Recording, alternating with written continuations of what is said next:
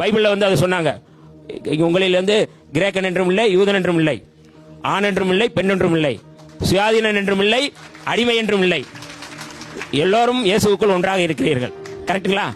கலாத்தியர் 3வது அதிகாரம் 28வது வசனம். புத்தி இல்லாத கிறிஸ்தவர்களே, அட நான் சொல்லலைங்க, அவர் வாசித்த கலாத்தியர் 3வது அதிகாரம் அதனுடைய 1வது வசனத்தை வாசிச்சிங்கன்னா புத்தி இல்லாத கலாத்தியரே என்று ஆரம்பிக்கும். அப்படின்னா கிறிஸ்துவுக்குள் நீங்கள் எல்லாரும் ஒன்றா இருக்கிறீர்கள் என்று அன்னைக்கு புத்தி இல்லாத கலாத்தியருக்கு சொல்லப்பட்ட அதே வார்த்தைகளை தான் இன்னைக்கு இருக்கிற கிறிஸ்தவர்களை பார்த்தும் சொல்கிறேன்.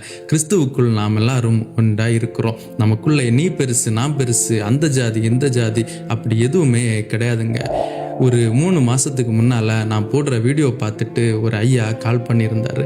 அவர் கூட பேசும்போது அவர் சொன்னாரு, தம்பி நீங்க திருநெல்வேலி பக்கம் பார்த்தீங்கன்னா ஒவ்வொரு ஜாதிக்கு ஒவ்வொரு சர்ச் இருக்கும் அப்படின்னு.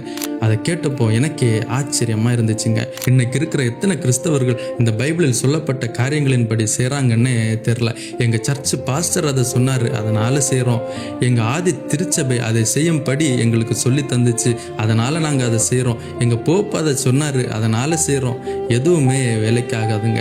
இந்த பைபிளில் சொல்லப்பட்ட காரியங்களை மட்டும் செய்யுங்க.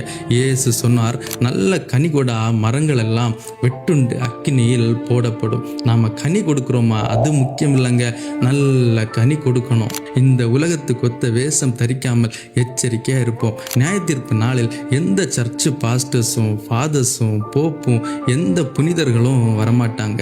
நமக்கும் தேவனுக்கும் மத்தியஸ்தர் ஒருவரே, அவர்தான் இயேசு கிறிஸ்து. அதனால இயேசு கிறிஸ்துவுக்குள் ஒரு மனமாய் ஒற்றுமையாய் இருப்போம்.